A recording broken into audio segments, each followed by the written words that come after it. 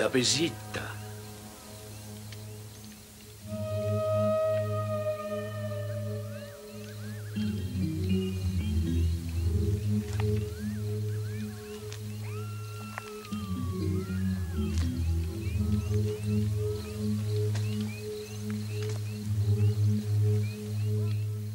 Dabesita.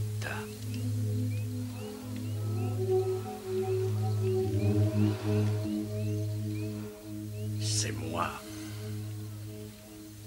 Febana.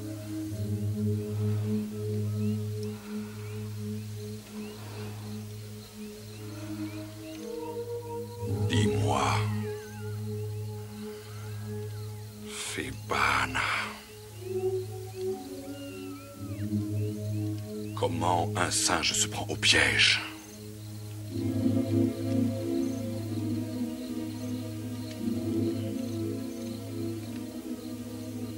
Voyons, on utilise une gourde à col assez étroit.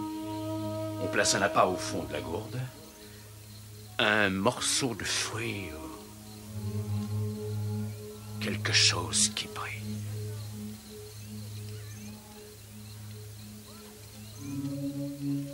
Le pauvre singe passe la main à travers l'ouverture de la gourde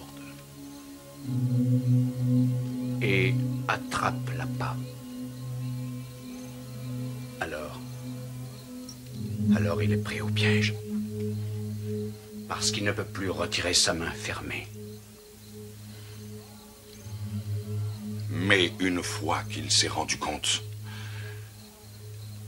qu'il est pris au piège, pourquoi le singe n'a-t-il pas l'intelligence de lâcher l'appât? Parce que sa cupidité le rend aveugle. Et pourquoi est-il cupide? Que veut-il?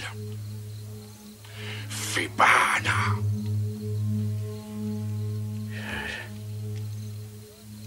Je suppose qu'il veut ce qu'il pense qu'il ne peut avoir.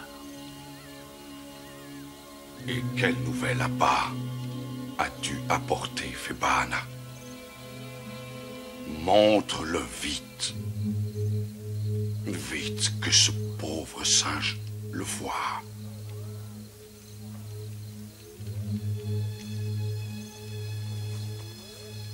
Cela brille-t-il? Qu'est-ce que c'est?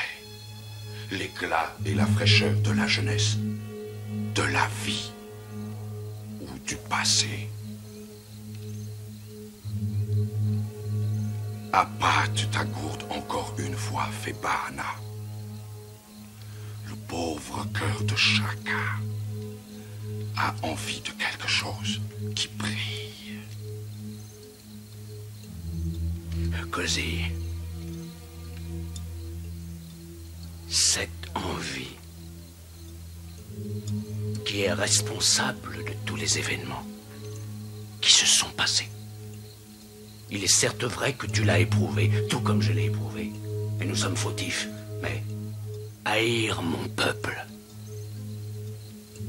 n'est pas la solution. Nous devons en chercher une autre. Ensemble. Ensemble? Non, Febana. Tu as prouvé que jamais tu n'as été avec moi. Tu es un homme qui n'a pas de nation. Tu n'es que nombre. Adieu.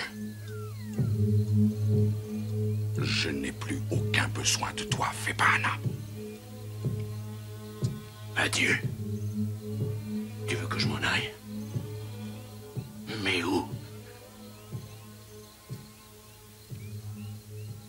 Mais où? Où puis-je aller? Là-bas d'où je suis revenu.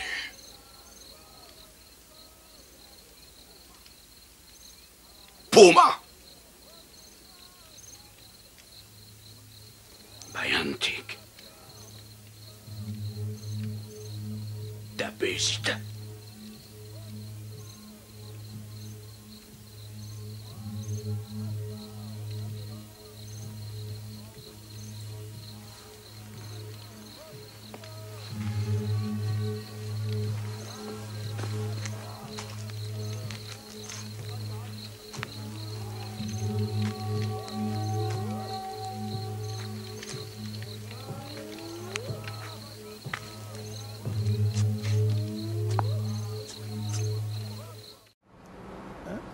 il est temps de se réveiller, de décider et de tourner le dos à l'Europe.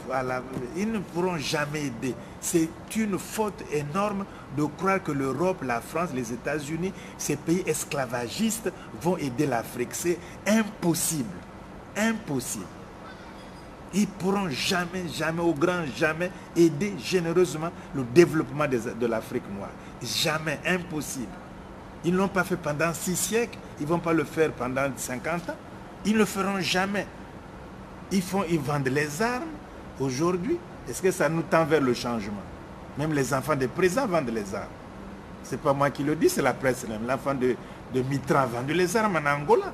Donc on ne lui a rien dit à l'époque. Et vous croyez que c'est ça le changement? Bon, on prend le diamant. Qu'est-ce qui se passe au Zaïre où tous ces les outils ou tout qui se battent? Hein? On cherche le diamant. On cherche le pétrole au Congo.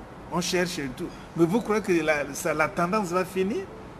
Mais quand on vous prend l'uranium au Niger, quand c'est fini, on dit bye bye. Ouais. Mais ça ne va pas changer. Il ne faut pas croire que l'Europe, ce n'est pas du racisme, c'est la vraie vérité. Eux le disent. Moi, j'aurais été blanc européen, que je n'aurais pas travaillé pour l'Afrique. Pourquoi? Pour que vous voulez leur demander qu'ils le fassent. Hein? Donc, les Européens, de façon générale, ils n'aideront jamais, au grand jamais, je signe et persiste, l'Afrique noire. Jamais. Et c'est une illusion des Africains de croire que ces gens-là, l'Europe va les aider. C'est impossible. Ce n'est même pas dans leur philosophie ou leur vision. Ils n'y pensent même pas, à part les bons mots pour berner les Africains naïfs qui y croient. Nous, c'est la Renaissance, c'est tout. Si on parle de développement, je pense que probablement c'est la recherche des pays à une plus grande prospérité, une plus grande sécurité et une plus grande santé. C'est comme ça que je peux traduire. Mais nous parlons de développement aujourd'hui pour l'Afrique. Si nous prenons, ce n'est pas un thème nouveau, c'est que les conditions se présentent autrement. Si on prend l'Europe avec tous ses États, à partir du XVIe siècle, tout le monde parlait de développement.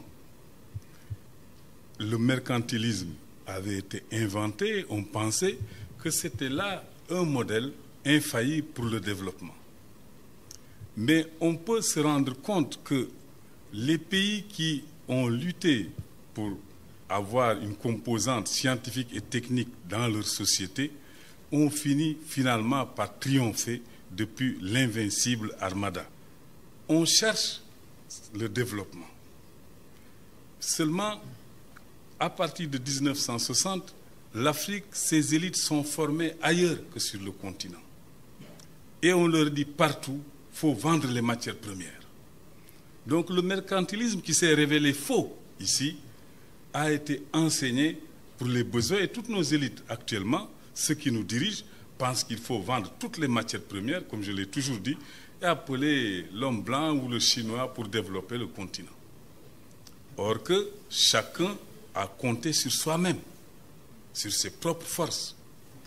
Et c'est ce chemin que petit à petit, nous commençons à retrouver.